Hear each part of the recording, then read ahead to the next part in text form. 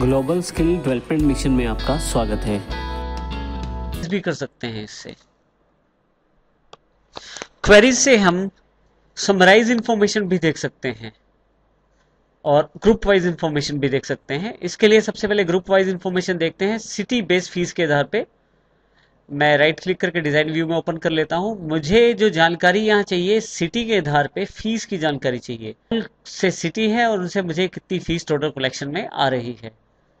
तो यहाँ पे ऐसी इंफॉर्मेशन पिक करने के लिए आप यहाँ पे शो हाइट ग्रुप के अंतर्गत टोटल का जो सिंबल है उसे क्लिक कीजिए। आपके पास एक रो अवेलेबल हो जाएगी टेबल के बिल्कुल नीचे टोटल के रूप में, जिसमें बाय डिफॉल्ट ग्रुप बाय लिखा आ रहा है।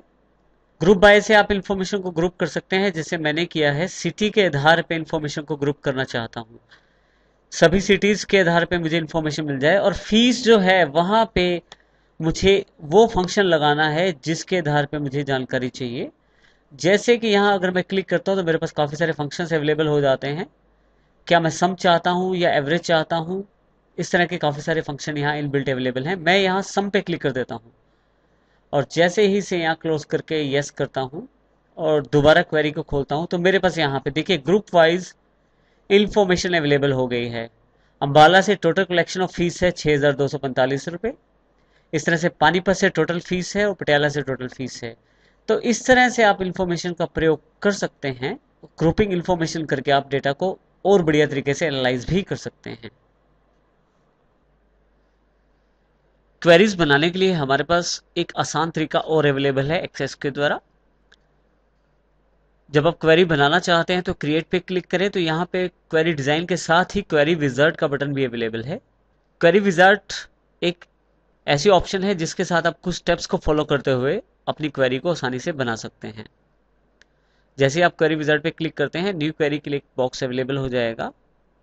यहाँ पे आप हमारे पास 4 तरह की क्वेरीज हैं, इनमें से कोई भी क्वेरी सिलेक्ट कर सकते हैं। सबसे पहले सिंपल क्वेरी हम प्रयोग करेंगे।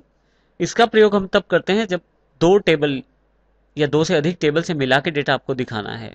इसे मैं ओके कर देता हूं। आप जो डेटा है वो पहले से बनी हुई क्वेरीज का प्रयोग करके भी ले सकते हैं और चाहे तो टेबल्स का प्रयोग करके भी अपनी फील्ड्स का चुनाव कर सकते हैं।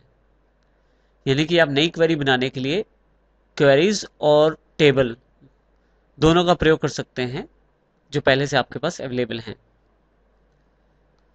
यहां मुझे जो जानकारी चाहिए स्टूडेंट टेबल में से चाहिए। सबसे पहले स्टूडेंट का आईडी और उसका नाम चाहिए। इसके पश्चात मैं जो जानकारी चाहता हूं वो प्रोजेक्ट डिटेल के एक टेबल है उसमें से चाहता हूं। यहां मुझे जो जानकारी चाहिए वो स्टूडेंट के मार्क्स से रिलेटेड है, जिसमें टेस्ट 1 टेस्ट 2 और टोटल मार्क्स हैं और क्या उसका टेस्ट वेरीफाइड हुआ या नहीं। तो यहाँ मैंने सिलेक्टेड फील्ड्स अवेलेबल जो फील्ड्स हैं यहाँ प्रयोग कर लिए हैं। आप इस बटन से सभी फील्ड्स को मूव कर सकते हैं राइट साइड पे। अगर आप किसी फील्ड को नहीं चाहते तो इस बटन का प्रयोग कर सकते हैं जो आपका फील्ड को हटा देगा वहां से। मैं दोबारा इसे ले सकता हूँ। इससे आप सभी फील्ड्स एक साथ ट्रांसफर कर सकते हैं सिलेक्टेड फील्ड्स में और इस बटन के साथ आप सारी फील्ड वापिस हटा सकते हैं सिलेक्टेड फील्ड से। फील्ड मैंने चुन ली है सिलेक्टेड फील्ड में। जैसे ही मैं नेक्स्ट पे क्लिक करता हूँ मेरे पास एक ऑप्शन अवेलेबल हो जाता है, would you like to detail और समरी क्वेरी। आप क्या चाहते हैं, डिटेल क्वेरी चाहते हैं या समरी?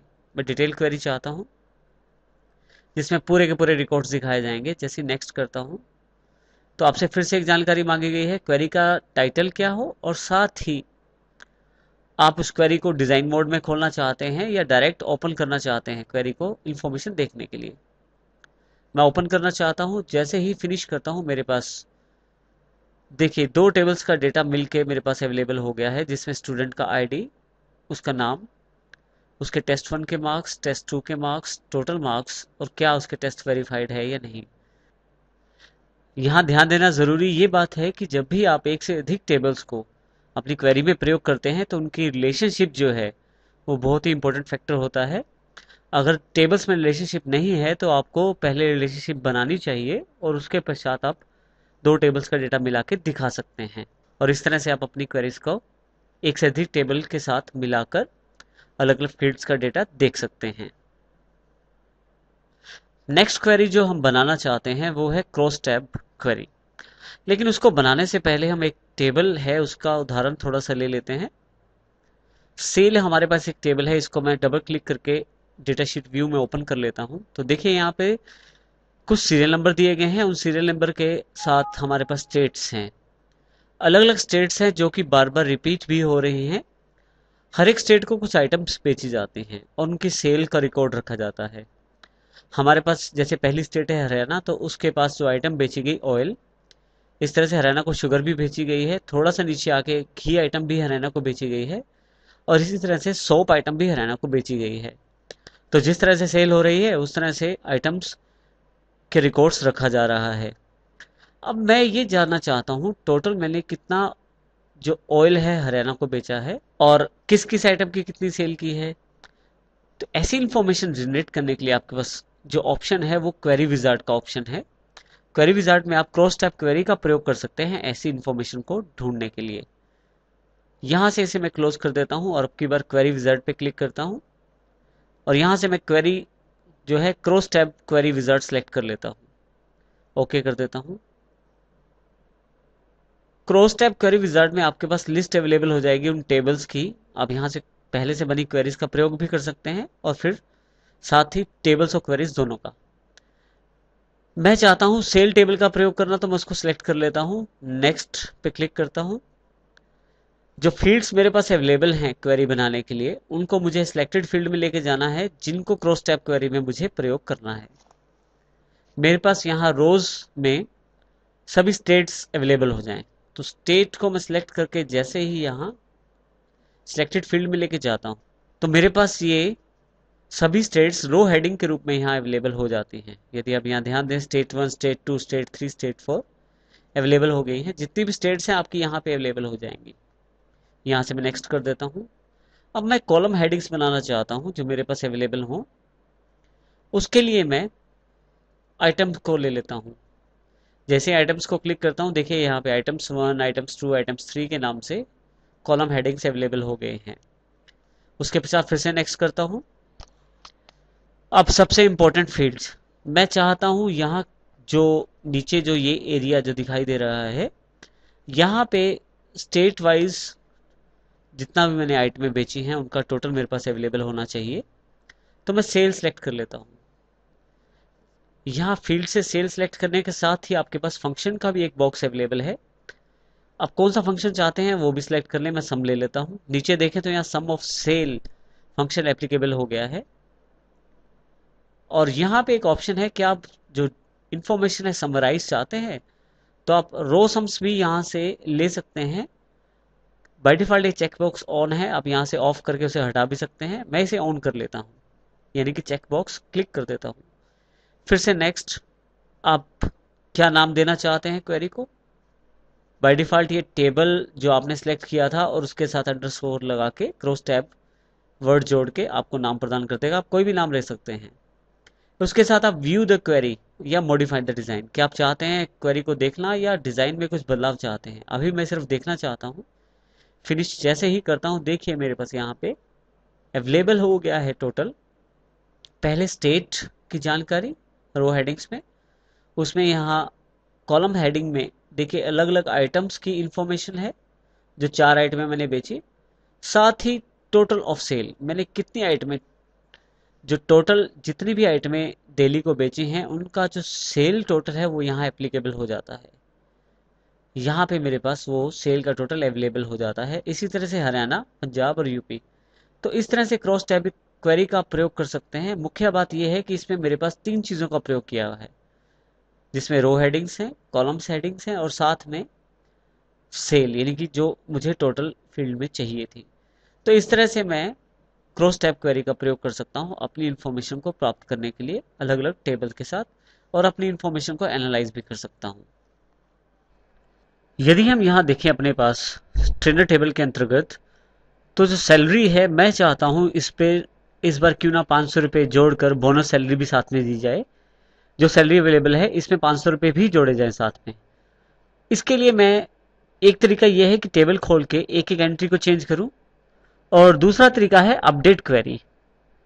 इसके लिए हम क्रिएट पे जाएंगे, क्वेरी डिजाइन पे जाएंगे।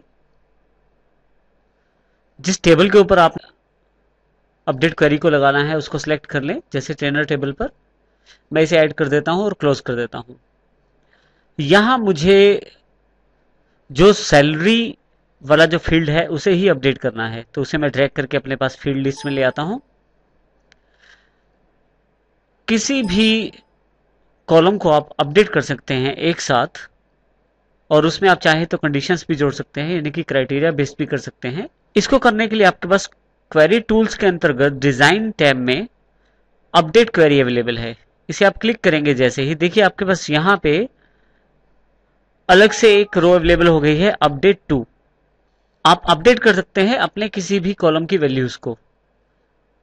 क्योंकि मैं सैलरी को अपडेट करना चाहता हूं और उसमें 500 रुपए जोड़ना चाहता हूं, इसके लिए मैं टाइप कर देता हूं सैलरी प्लस 500। इसमें ध्यान दीजिएगा कि आपके पास जो कॉलम का नाम है वो ब्रैकेट्स में दिया गया है, स्क्वायर ब्रैकेट्स के अंतर्गत प्लस लगा के मैंने 500 रुपए इसमें इंक्रीज कर दिए हैं, जिससे मेरे जो आपका फील्ड है सैलरी उसको अपडेट कर देगा इस वैल्यू के साथ। यहां से जैसे ही मैं इसे क्लोज करता हूं, यस करता हूं, मेरे से क्वेरी का नाम पूछा जा रहा है।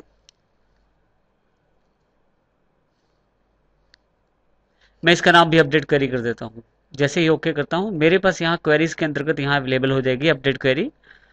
जैसे ही डबल क्लिक करता हूं, देखिए मेरे पास एक मैसेज आ गया है, you are about to run an update query that will modify data in your table. अर्थात आप अपडेट क्वेरी को चलाना चाहते हैं और उससे कुछ बदलाव संभव है आपके टेबल में। यस करते ही आपके पास एक फिर से आउटपुट, एक मैसेज फिर से है जिसमें ये जानकारी दी गई है कि इसका प्रभाव 7 लाइनों पे पड़ेगा। You are about to update 7 rows. जैसे ही यस करते हैं अपडेट हो जाता है। अपडेट देखने के लिए आप टेबल खोलें ट्रेनर वाला। देखिए मेरे पास यहाँ जो 21,000 की वैल्यू थी उसमें 500 रुपए जुड़ गए हैं, इसी तरह से 36,000 की जो वैल्यू थी उसमें भी 500 रुपए जुड़ गए हैं। इस तरह से सभी की पूरी सैलरी वाला जो कॉलम है उसमें सब में 500 रुपए जुड़ चुके हैं। इस तरह से अपडेट क्वेरी का प्रयोग कर सकता हूं किसी भी एक कॉलम को एक साथ ही अपडेट करने के लिए। हमारे पास यहाँ एक टेबल अवेलेबल है सेल के नाम से। मैं डबल क्लिक करके इसे खोल लेता हूं। यहां पे हमारे पास सेल का जो टेबल है उसमें 4 मुख्य फील्ड्स हैं, सीरियल नंबर, स्टेट, आइटम और सेल, जिसमें अलग अलग स्टेट्स में अलग अलग तरह का आइटम बेचा जाता है और उनकी सेल रिकॉर्ड की जाती है। यहाँ पे मैं वो सारी एंट्री डिलीट करना चाहता हूँ जिनमें ऑयल है, यानी कि आइटम जो ऑयल सोल्ड की गई है, और जो 3,000 से कम वाली सेल्स हैं उन सबको डिलीट करना चाहता हूँ, चाहे वो किसी भी स्टेट के अंतर्गत आती हो। तो ऐसा करने के लिए एक मैं यहाँ से मैन्युअली चुन सकता हूँ कि ये 2,000 3,000 से लेस है, इस रिकॉर्ड को डिलीट करना है या इस रिकॉर्ड को डिलीट करना है। और दूसरा तरीका मेरे पास है डिलीट क्वेरी के रूप में। इसके लिए मैं क्रिएट पे जाऊंगा, क्वेरी डिजाइन पे क्लिक करूंगा। जिस टेबल के ऊपर आपने क्वेरी लगानी है उसको सिलेक्ट कर ले। मैं सेल को ऐड कर लेता हूं। यहां से किस फील्ड पे आपको क्वेरी लगानी है वो सेट कर सकते हैं, जैसे आइटम को ड्रैग करके नीचे ले आइए और एक सेल को नीचे ले आइए। यहां पे मैं जहां आइटम में ऑयल है उसको डिलीट करना चाहता हूं और सेल जो 3,000 से नीचे है उसको डिलीट करना चाहता हूं।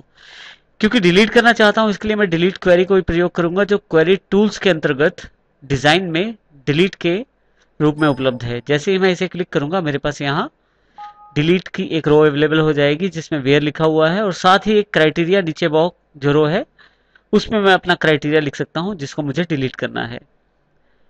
तो आइटम्स मुझे जो डिलीट करनी है वो ऑयल है, और सेल जो डिलीट करनी है वो लेस देन 3,000 से कम वाली सारी सेल डिलीट करनी है। इसे मैं क्लोज कर देता हूं, यहां से सेव कर देता हूं, क्वेरी का नाम रख सकता हूं